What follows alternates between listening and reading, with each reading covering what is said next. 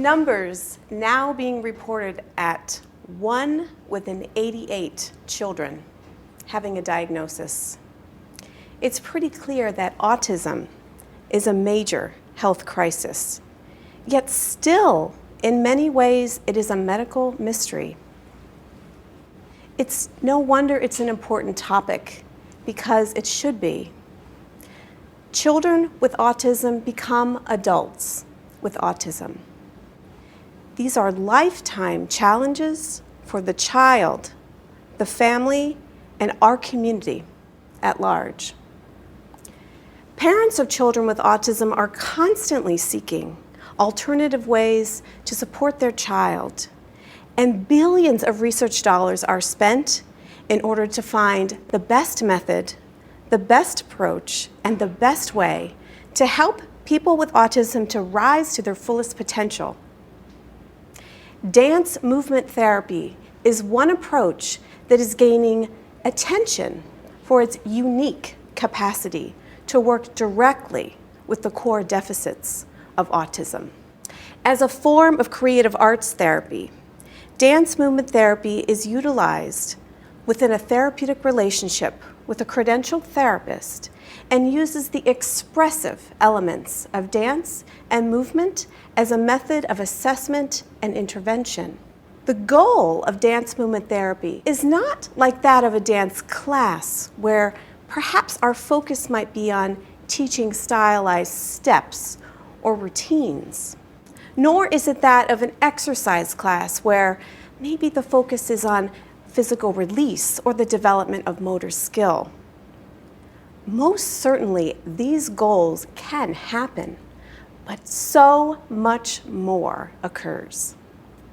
Instead, dance movement therapy is a carefully attuned therapeutic process that can look differently depending upon its participants. A therapist can work with an individual, working with individual needs, or within a small group where the focus is on social engagement or shared focus.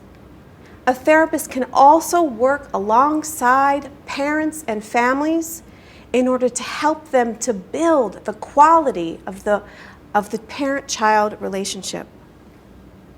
Dance movement therapy can support people with autism in many ways.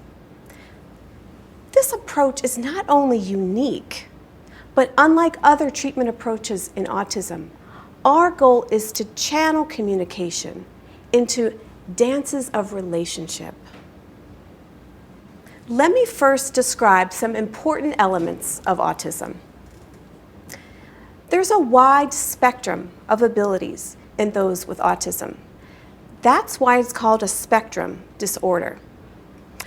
There's a cognitive spectrum that spans from those that might be more intellectually disabled to those that may be characterized as talking too much. There's a movement spectrum that spans from those that may have more awkward sensory integrative challenges to those that are more sedentary, extremely limited body awareness, and have low muscle tone. And there's a social and a communication spectrum that spans from those that might respond inappropriately in conversations, have difficulty developing friendships and reading nonverbal cues, to those that are severely shut down from social interaction and are isolated with the world around them. Therefore, because there's such a wide spectrum of abilities in those with autism, there really isn't one way that works for all as the point of entry. Instead, the point of entry into building a relationship with those with autism has to start from where the person is. We need to learn what their way of processing is. We need to ask ourselves, how can I speak their language first in order to establish a place of mutuality? The only universal language is a language that is communicated through movement and through the body. It's a universal language because we all speak the language of the nonverbal, whether we have an autism spectrum disorder or not. So let me say that again. The only universal language is a language that is communicated through our bodies and through movement. So that has to be the place where we begin.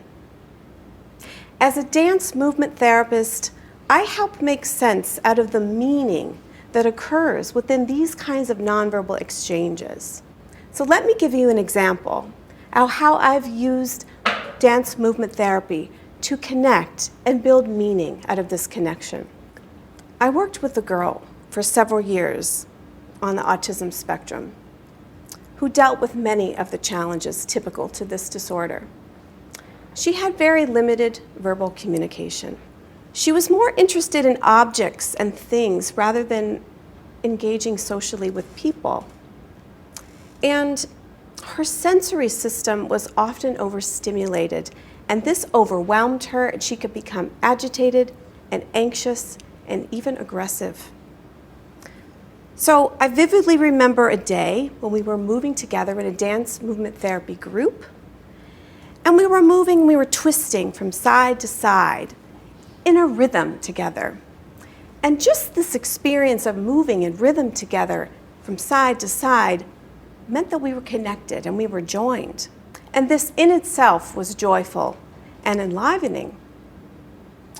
At one point, we actually started to twist towards each other and then away, spontaneously towards each other and then away. And I saw this as a metaphor for our relationship, the movement towards and the movement away, the movement towards and the movement away. I am often reminded that when these children move away from me, even their action of choosing to reject my social invitations is still a form of relating. Rejection is still in itself a form of social communication. So when our twisting dance happened that day, the movement towards and the movement away, I invited it and used the dance process to turn it into a dance of relationship. I reached my hands out and nonverbally offered to connect my hands with her hands. She took me up on this offer and joined her hands with mine. What happened was our movement towards and a movement away became less about the movement away and more about the movement towards. So spontaneously, this greeting that happened initially through the body then grew into a high five, and then grew into a wave, and then spontaneously, out of her own expressive self, she said verbally, "Hi." Yeah, that was a moment for us. I felt it and so did she. In that moment, we were connected.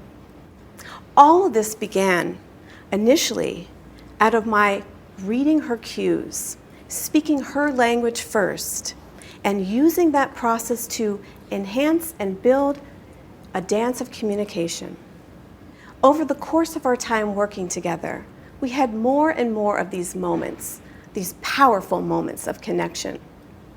All of it grew out of the spirit of play and movement expression that enlivened the social interaction and relationship formation.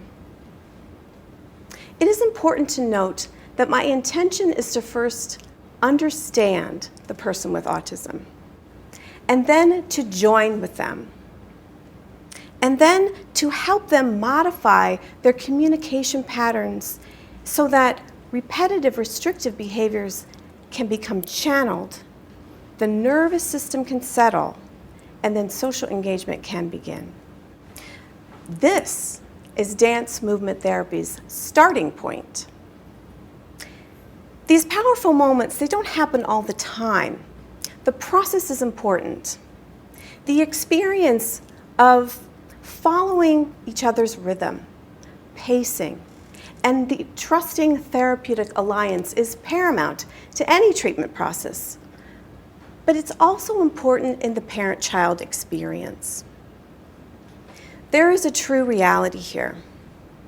The lack of social reciprocity that occurs with people with autism, in addition to their behavioral disturbances and language deficits, makes this disorder stressful and difficult for parents in a manner that is different from those with other developmental disorders.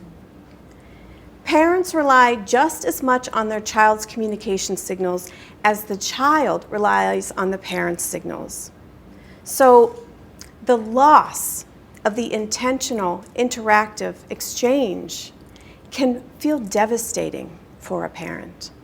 Unfortunately, there is no treatment right now that addresses the biology of autism, but dance movement therapy can certainly address this deep human effect of autism by helping parents to learn how to attune, to join, to understand their child's nonverbal communication signals. Dance movement therapists can help parents and families in building warm and satisfying relationships with their children. Feeling understood for all of us is a biological imperative. For people with autism, this is no exception, nor is it for their parents and families. Therefore, the major strength that dance movement therapy has in working with people with autism is its capacity to produce treatment outcomes in the areas of social relationships, especially in the formation of relationships. The journey to understanding autism requires a resonance into their language. We begin to do this by making human-to-human contact. The first and only way to do this is through our bodies.